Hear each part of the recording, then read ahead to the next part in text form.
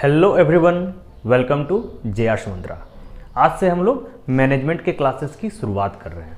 आज हमारा मैनेजमेंट का यूनिट 1 का लेक्चर नंबर 1 है।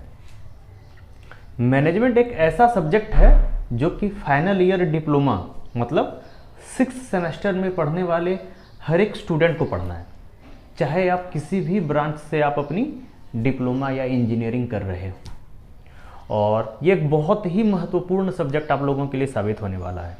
और विश्वास कीजिए, ये एक बहुत ही इंटरेस्टिंग सब्जेक्ट है, क्योंकि इसके पहले अभी तक आप लोगों ने चाहे किसी भी ब्रांच से इंजीनियरिंग कर रहे हो, आप लोग अभी तक आप लोगों ने पिछले 5 सेमेस्टर के दौरान आप लोगों ने जो भी पढ़ाई की है, और आप लोग इस 6th सेमेस्टर में जो आप लोग पढ़ाई करेंगे, तो इस 6 सेमेस्टर के दरमियान आप लोगों ने जो भी इंजीनियरिंग सीखा, जो भी इंजीनियरिंग पढ़ा, तो इसके बाद आप लोग जिस भी जॉब में आप लोग जाएंगे, चाहे किसी साइट पे काम करने जाएं, किसी मैन्युफैक्चरिंग प्लांट में काम करने जाएं, किसी पावर प्लांट में जाएं, या फिर अगर आप लोग किसी भी कंपनी में जॉब करने जाएंगे, तो पिछले 6 सेमेस्टर के दरमियान आप लोगों ने जो भी सीखा, तो उसका कैसे अच्छे से अच्छा हम लोग इस्तेमाल करें।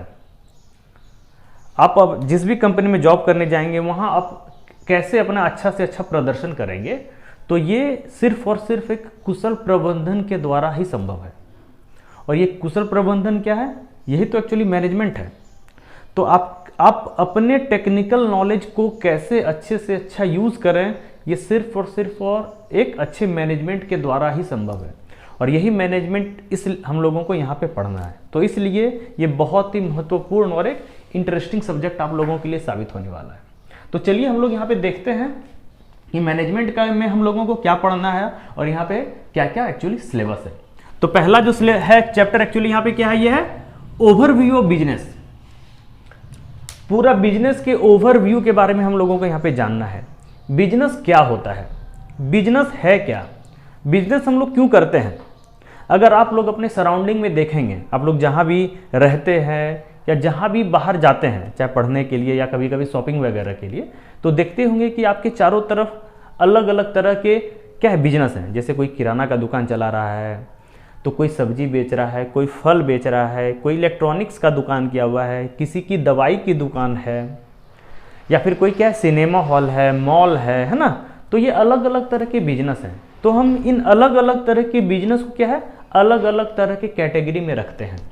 जैसे हम लोगों को बिजनेस के 3 कैटेगरी के बारे में पढ़ना है। एक्चुअली सभी तरह के बिजनेस को हम लोग इस 3 कैटेगरी में ही डिवाइड करते हैं। पहला सर्विस इंडस्ट्री, दूसरा मैन्युफैक्चरिंग इंडस्ट्री, तीसरा ट्रेडिंग। तो हम लोग इन तीनों के बारे में जानेंगे, अलग अलग बिजनेस के बारे में जानेंगे।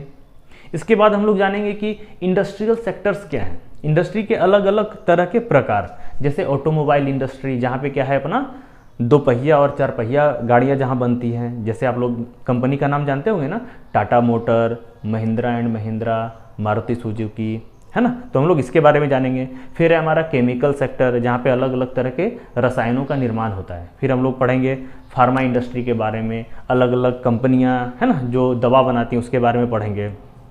तो जितने भी तरह के इंडस्ट्रियल सेक्टर हैं, जैसे कोई कंपनी क्या है रोड बनाती है, कोई कंपनी बिजली पैदा करती है, कोई कंपनी हमारे घरों तक पानी पहुंचाती है, कोई कंपनी जो पानी पहुंचाने के दरमियान लगने वाले मोटर पाइप वगैरह का निर्माण करती है। तो इंडिया में जितने भी इंडस्ट्रियल सेक्टर हैं, जितने भी तरह के औद्योगिक प्रतिष्ठान हैं, हम लोग उसके बारे में जानेंगे।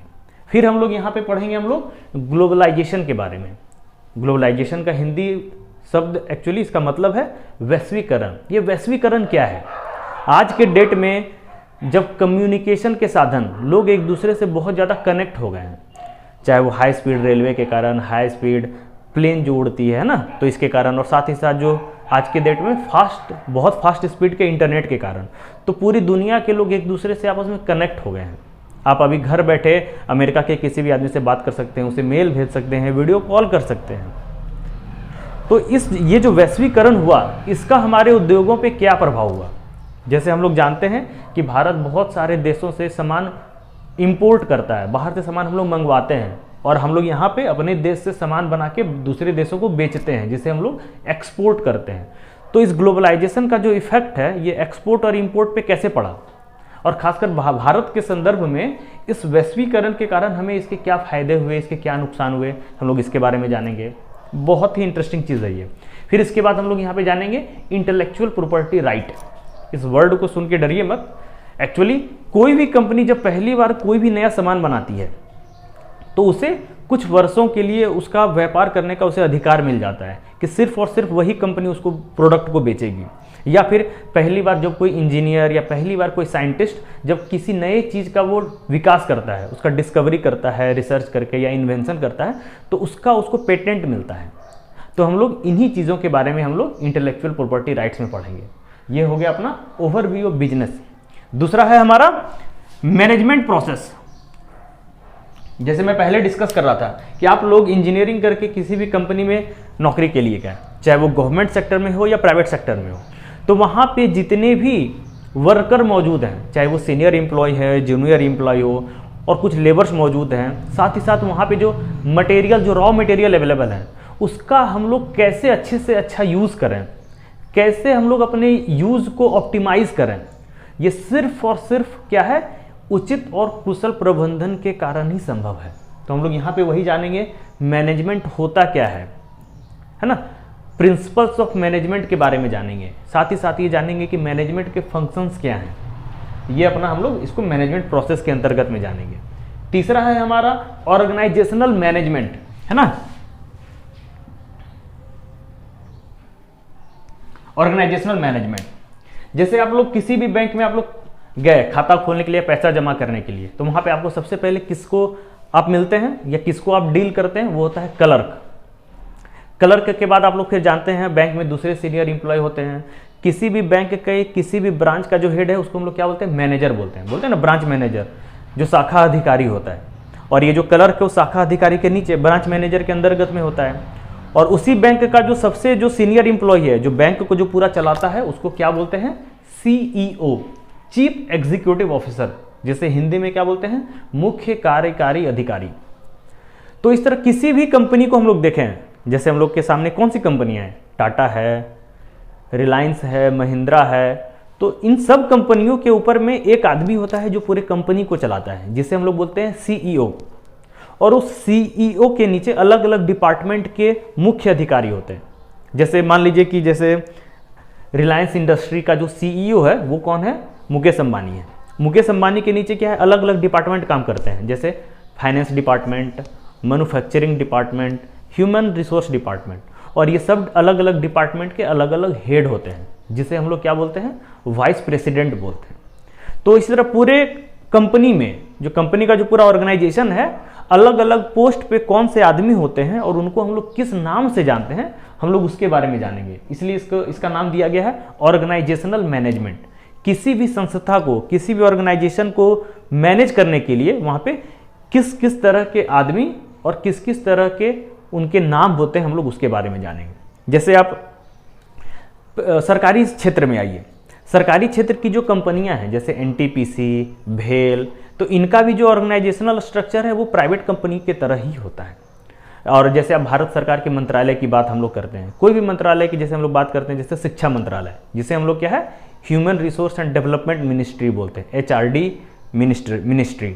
इसका जो हेड होता है, इसका हेड तो मेन क्या होता है, कैबिनेट मिनिस्टर, लेकिन उसके नीचे जो डिपार्टमेंट का जो हेड होता है उसको हम लोग बोलते हैं सेक्रेटरी।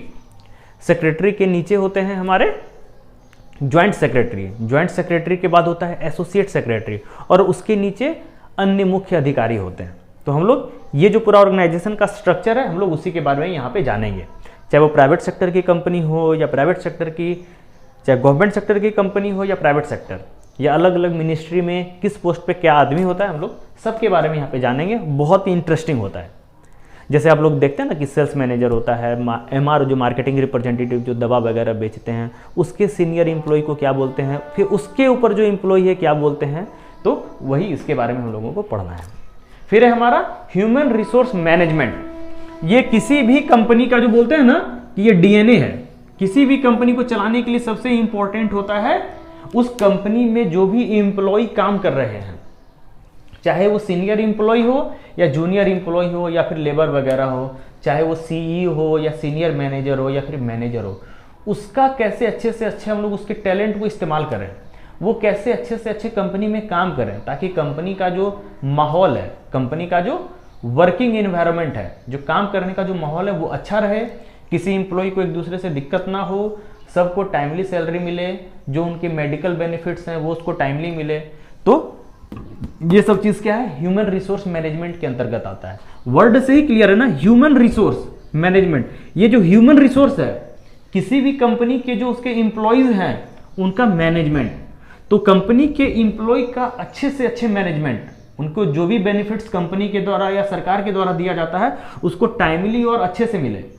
और साथ ही साथ जैसे आप किसी भी पावर प्लांट या मैन्युफैक्चरिंग प्लांट में जाएंगे, स्टील प्लांट वगैरह में, तो वहां पे 3 शिफ्ट में काम होता है। वहां पे 9 से 5 वाला ऑफिस का कंसेप्ट नहीं होता है। तो सुबह 7 बजे से 2 बजे तक, 2 बजे से लेकर रात में 10 बजे तक, और 10 बजे से लेकर सुबह 6 बजे तक, ये 3 शिफ्ट में काम होता है। तो अलग अलग शिफ्ट में अलग अलग एम्प्लॉय, और फिर उन एम्प्लॉय का 10 दिन या 15 दिन में एक लिमिट होता है, उसके बाद उनका शिफ्ट चेंज होता है। तो ये सब जो मैनेजमेंट है, तो यही एक्चुअली ह्यूमन रिसोर्स मैनेजमेंट के अंतर्गत में आता है। फिर है फाइनेंशियल मैनेजमेंट। किसी भी कंपनी का अकाउंट है ना, जो उसका खाता वगैरह के बारे में जानकारी, जो भी चूंकि ट्रांजैक्शन होता है, कंपनी कुछ सामान बेच रही है तो उसका इनकम होगा, फिर वो अपने एम्प्लॉय को पैसा देगा, वो प्लांट मशीनरी बैठा रहा है तो उसमें उसको खर्चा करना होगा। तो ये सब एक्चुअली हमको फाइनेंशियल मैनेजमेंट में पढ़ना है। साथ ही साथ हमको यहाँ पे बजट के बारे में पढ़ना है। हर कंपनी अलग अलग बजट बनाती है, जैसे लेबर का बजट कितना होगा, हम लोग जो रॉ मटेरियल खरीदेंगे उसका बजट कितना होगा, मैनेजमेंट में जो एम्प्लॉय लोग हैं हम लोग उसको सैलरी में हम लोग कितना पैसा हम लोग टारगेट रखेंगे। बहुत सारी कंपनी एडवर्टाइज करती है ना, प्रचार प्रसार करती है, उसके लिए हम लोग कितना बजट डिसाइड करेंगे। तो इन सब के बारे में यह फाइनेंशियल मैनेजमेंट। साथ ही साथ हम लोग यहाँ पे क्या है ना, टैक्स के बारे में पढ़ेंगे कि एक कंपनी या एक ऑर्गेनाइजेशन जब काम करती है तो उसको कितने अलग अलग तरह के टैक्स से सामना करना होता है, वो गवर्नमेंट को अलग अलग तरीके से कैसे टैक्स वहाँ पे देती है। तो हम लोग सब टैक्स के बारे में हम लोग यहाँ पे जानकारी भी प्राप्त करेंगे। फिर है हमारा अगला मटेरियल्स मैनेजमेंट। जैसे अगर कोई सिविल इंजीनियर है, वो साइट पे काम करने गया है ना, तो साइट पे काम करने के दौरान क्या है, वहाँ पे हम लोगों को क्या है, सरिया, सीमेंट, बालू, ईंटा, गिट्टी, पत्थर वगैरह को डील करना पड़ता है। अलग अलग तरह के डिज़ाइन के अनुसार हमको बिल्डिंग बनानी पड़ती है। तो उन मटेरियल्स का हम लोग कैसे अच्छे से अच्छे इस्तेमाल करें, है ना, मतलब कम कॉस्ट में हम लोग ज़्यादा स्ट्रॉन्ग बिल्डिंग का निर्माण कैसे करेंगे। तो ये जो मटेरियल का जो मैनेजमेंट है, जैसे कोई मैन्युफैक्चरिंग प्लांट है, जैसे हमको ऑटोमोबाइल बनाना है, 4 चक्का गाड़ी बनाना है या स्टील बनाना है, तो हम लोग कैसे ऑप्टिमाइज करें उसके प्रोसेस को, यानी हमारा इनपुट कॉस्ट कम हो, आउटपुट बहुत हमारा ज़्यादा हो, है ना, सामान की बर्बादी कम से कम हो। तो ये सब चीज़ों का जो मटेरियल जो मैनेजमेंट है, ये हमको यहाँ पे पढ़ना होता है। और इसके लिए हम लोग किस किस प्रोसेस को हम लोग फॉलो करते हैं। जैसे अगर हम लोग बिजली बना रहे हैं, तो बिजली बनाने में हमारा क्या है, 2-3 तरीके से बिजली बनाते हैं कोयला से, पानी से, या फिर जो हमारा सोलर एनर्जी वगैरह है। तो सोलर एनर्जी को हम लोग प्राप्त करने के लिए क्या है, सोलर पैनल को बैठाते हैं। तो इस सोलर पैनल हम लोग ऐसा बैठाएंगे जिससे क्या है कि सोलर पैनल ज़्यादा से ज़्यादा दिन चले। तो सोलर पैनल को हम लोग इतने एंगल में या ऐसी जगहों पे बिठाएंगे जिससे क्या है, वो ज़्यादा से ज़्यादा सौर ऊर्जा को ग्रहण कर पाए। तो यह है आप हमारा मटेरियल मैनेजमेंट के अंतर्गत में आएगा। तो हम लोग इसी के बारे में यहाँ पे डिटेल से बहुत अच्छे से पढ़ेंगे और बहुत ही इंटरेस्टिंग मज़ेदार साबित होने वाला है ये सब्जेक्ट आपका। फिर लास्ट में है प्रोजेक्ट मैनेजमेंट, है ना। ये प्रोजेक्ट मैनेजमेंट सबसे इंपॉर्टेंट है। जितना भी हम लोग ऊपर में पढ़ लिए 6 चैप्टर, इसका पूरा का जो पूरा यूज है हम लोग इसको क्या है, प्रोजेक्ट मैनेजमेंट में करेंगे। जैसे मान लीजिए कि कोई एक बहुत बड़ा हॉस्पिटल आपको बनाना हो, 2000 बेड का हॉस्पिटल बनाना है, तो सोच रहे हैं कि ये कितना बड़ा प्रोजेक्ट होगा। तो इस प्रोजेक्ट को हम लोग क्या है, बहुत सारे छोटे छोटे हम लोग स्टेप में बांध देते हैं। जैसे मान लीजिए कि उस बड़े प्रोजेक्ट को हम लोगों ने 10 स्टेप में बांध दिया। सबसे पहले हम लोगों को फाउंडेशन बनाना है, उसके बाद हम लोग उसको कॉलम बीम खड़ा करेंगे, स्लैब खड़ा करेंगे, फिर उसको पूरा फिनिशिंग करेंगे, बेड वगैरह डालेंगे, फिर हमारा तब जाके हॉस्पिटल स्टार्ट होगा। तो हर स्टेप क्या है, एक दूसरे से कनेक्टेड है।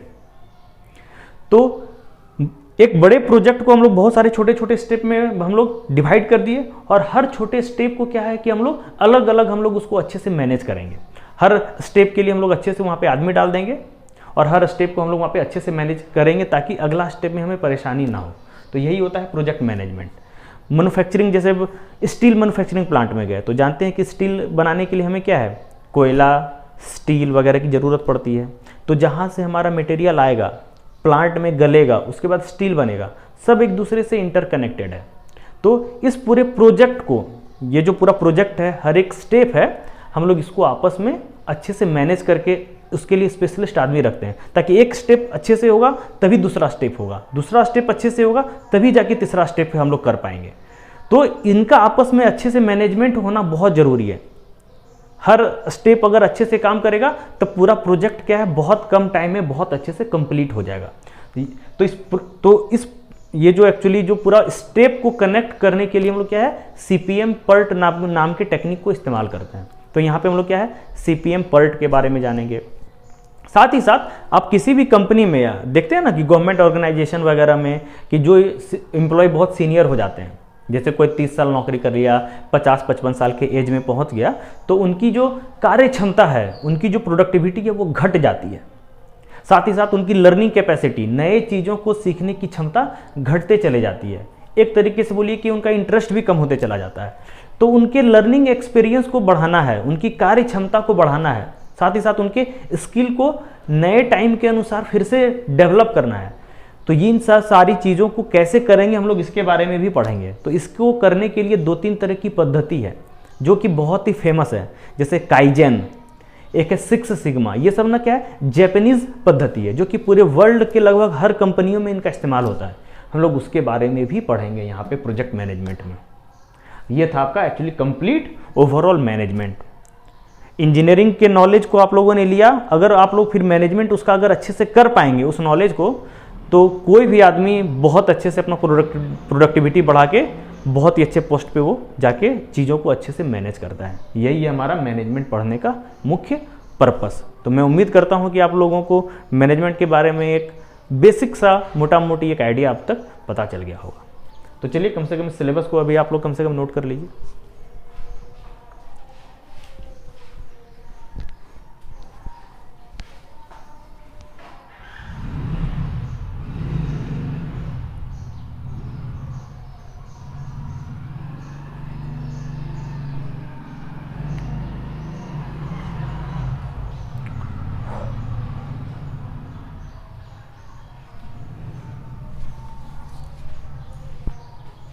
तो चलिए हम लोग इस लेक्चर को यहीं समाप्त करते हैं। नेक्स्ट लेक्चर में हम लोग क्या है, मतलब बिजनेस के बारे में हम लोग वहाँ से पढ़ने की शुरुआत करेंगे। Thank you.